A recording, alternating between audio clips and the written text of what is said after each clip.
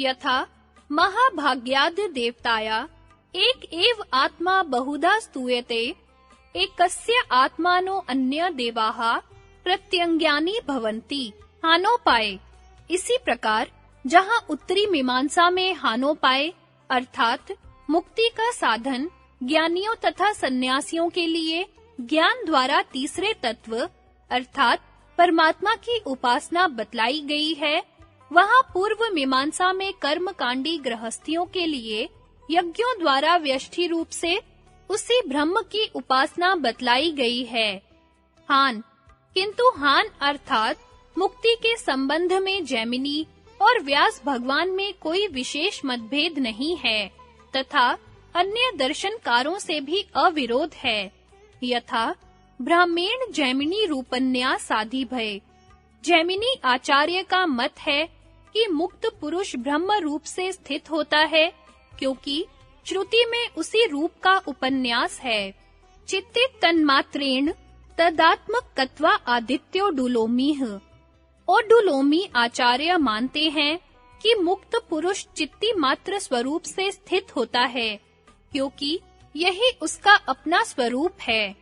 एवं उपन्यासात् पूर्व भावाद विरोधम बादरायणे है। इस प्रकार भी उपन्यास हैं और पूर्व कहे हुए धर्म भी उनमें पाए जाते हैं, इसलिए उन दोनों में कोई विरोध नहीं है, यह बादरायण मानते हैं। अर्थात प्रवृत्ति मार्ग वाले सगुण ब्रह्मा के उपासक शबल स्वरूप से मुक्ति में शबल ब्रह्म के ऐश्वर्य को भोगते हैं, जो जैमिनी जी को अभिमत है, और निवृत्ति मार्ग वाले निर्गुण शुद्ध ब्रह्मा के उपासक शुद्ध निर्गुण स्वरूप से शुद्ध निर्गुण ब्रह्म को प्राप्त होते हैं, जैसा कि ओडुलोमी आचार्य को अभिमत है। व्यास जी दोनों विचारों को यथार्थ मानते हैं, क्योंकि श्रुति में दोनों प्रकार की मुक्ति का वर्णन है। मीमांसकों के मोक्ष की परिभाषा इन शब्दों में है। प्रपंच संबंध विलयो मोक्षे त्रेधा ही प्रपंचे पुरुषं बंधाति तदस्य त्रिविध स्यापि बंधस्य आत्यंतिको विलयो मोक्षः। इस जगत के साथ आत्मा के शरीर, इंद्रिय और विषय इन तीन प्रकार के संबंध के विनाश का नाम मोक्ष है, क्योंकि इन तीन बंधनों ने ही पुरुष को जकड़ रखा है। इस त्रिविध बंध के आत्यंतिक नाश की संज्ञा मोक्ष है। सांख्य और योग के अनुसार यह संप्रज्ञात समाधि का अंतिम ध्येय है। जैमिनी ईश्वरवादी थे। पूर्व मीमांसा का मुख्य विषय यज्ञ और महायज्ञ है, इसलिए जैमिनी मुनि ने प्रसंग प्राप्त उसमें कर्म कांड का ही निरूपण किया है। ईश्वर के विस्तार पूर्वक वर्णन की, जो उत्तर मीमांसा का विषय है, अपने दर्शन में आवश्यकता नहीं देखी। इसलिए कहीं-कहीं इस दर्शन के संबंध में भी अनीश्वरवादी होने की शंका उठाई गई है। इनके समाधान के लिए उपर्युक्त स्पष्टीकरण पर्याप्त है। अनेक व्यास सूत्रों से जैमिनी जी का ईश्वरवादी होना सिद्ध होता है। यथा साक्षात पय विरोधम जैमिनीह। जैमिनी आचार्य साक्षात ही वैश्वानर पद के ईश्वरार्थक होने में अविरोध कथन करते हैं, तथा अध्याय 1 पाद 2 सूत्र 31, अध्याय 1 पाद 4 सूत्र 17, अध्याय 4 पाद 3 सूत्र 11 से 14 तक, अध्याय 4 पाद 4 सूत्र 5 जैमिनी के ईश्वरवादी होने में प्रमाण है। पूर्व मीमांसा में पशु मांस की बलि का निषेध। पूर्व मीमांसा में जो कहीं-कहीं पशुओं की मांस की आहुति देने का विधान पाया जाता है, वह पीछे की मिलावट मालूम होती है। मूल सूत्रों में यज्ञ में मांस मात्र का निषेध है। यथा मात पाक प्रतिषेधः मीमांसा। मांस पकाना श्रुति से निषिद्ध है, और अब आर्ष ग्रंथों में हिंसा वर्जित है। यथा सुरा मत्स्याः पशु मांसम द्विजातिना बलिस्थता धूर्तेः प्रवर्तितम यज्ञ नैतद्वेदेषु कथ्यते। मध्य, मछली और पशुओं का मांस तथा यज्ञ में द्विजाति आदि मनुष्यों का बलिदान धूर्तों द्वारा यज्ञ में प्रवर्तित हुआ है, अर्थात दुष्ट राक्षस मांसाहारियों ने यज्ञ में चलाया है। वेदों में मांस का विधान नहीं है। अन्य सब दर्शनों के सदृश हम पूर्व मीमांसा के भी विशेष रूप को दिखलाना चाहते थे, किंतु यह विचार करके कि उसके यज्ञ आदि संबंधी गूढ़ विषय और परिभाषिक शब्द योग मार्ग वालों के लिए अधिक रुचिकर न हो सकेंगे, हमने उसका केवल वह सामान्य रूप ही जिसका हमारे षट दर्शन समन्वय से संबंध है और जो इस ग्रंथ के पाठकों को लाभदायक हो सकता है, दे दिया है। मीमांसा ग्रंथ सब दर्शनों में सबसे बड़ा है। इसके सूत्रों की संख्या 2644 तथा अधिकरणों की 909 है। ये सूत्र अन्य सब दर्शनों के सूत्रों की सम्मिलित संख्या के बराबर हैं। 12 अध्यायों में धर्म के विषय में ही विस्तृत विचार किया गया है।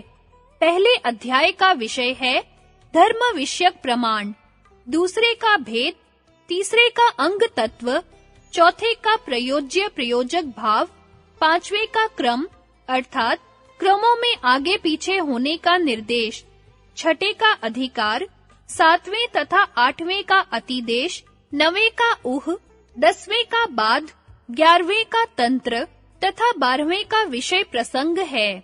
पूर्व मीमांसा पर सबसे प्राचीन वृत्ति आचार्य उपवर्ष की है। उत्तरी मीमांसा। उत्तरी मीमांसा को ब्रह्म सूत्र, शारीरिक सूत्र, ब्रह्म मीमांसा तथा वेद का अंतिम तात्पर्य बतलाने से वेदांत दर्शन और वेदांत मीमांसा भी कहते हैं। इस दर्शन के 4 अध्याय हैं और प्रत्येक अध्याय 4 पादों में विभक्त है।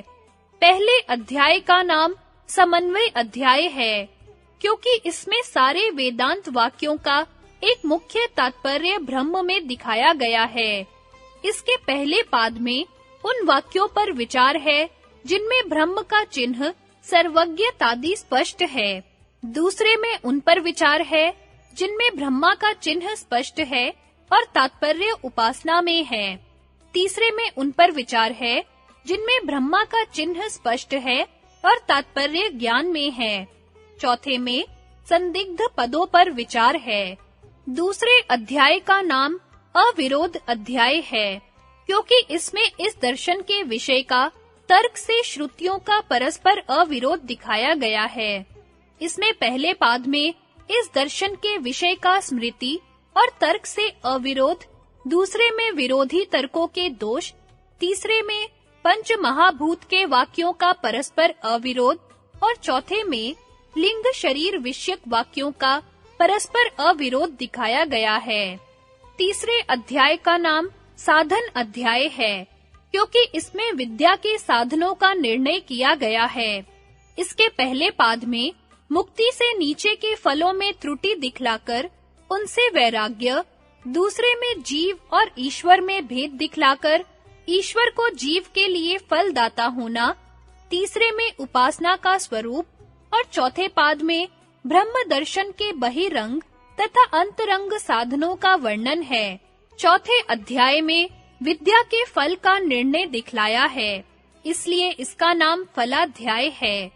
इसके पहले पाद में जीवन मुक्ति, दूसरे में जीवन मुक्त की मृत्यु, तीसरे में उत्तरगति और चौथे में ब्रह्म प्राप्ति और ब्रह्म लोक का वर्णन है।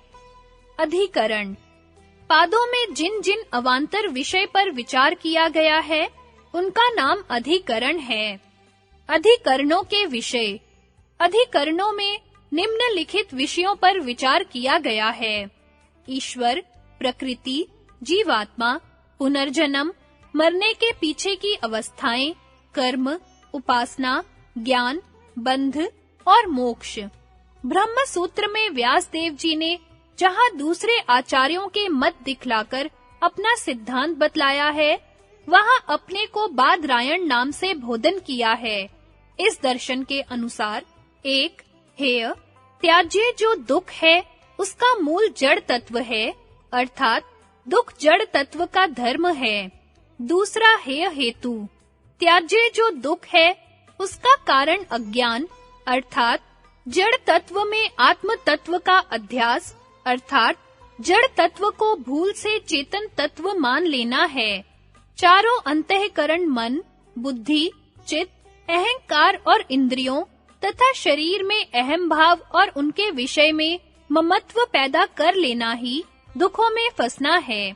तीसरा हान, दुख के नितांत अभाव की अवस्था स्वरूप स्थिति अर्थात जड़ तत्व से अपने को सर्वथा भिन्न करके निर्विकार निर्लेप शुद्ध परमात्मा स्वरूप में अवस्थित होना है। चौथा हानोपाय, स्वरूप स्थिति का उपाय परमात्म तत्व का ज्ञान है, जहाँ दुख, अज्ञान, भ्रम आदि लेश मात्र भी नहीं है और जो पूर्ण ज्ञान और शक्ति का भंडार है।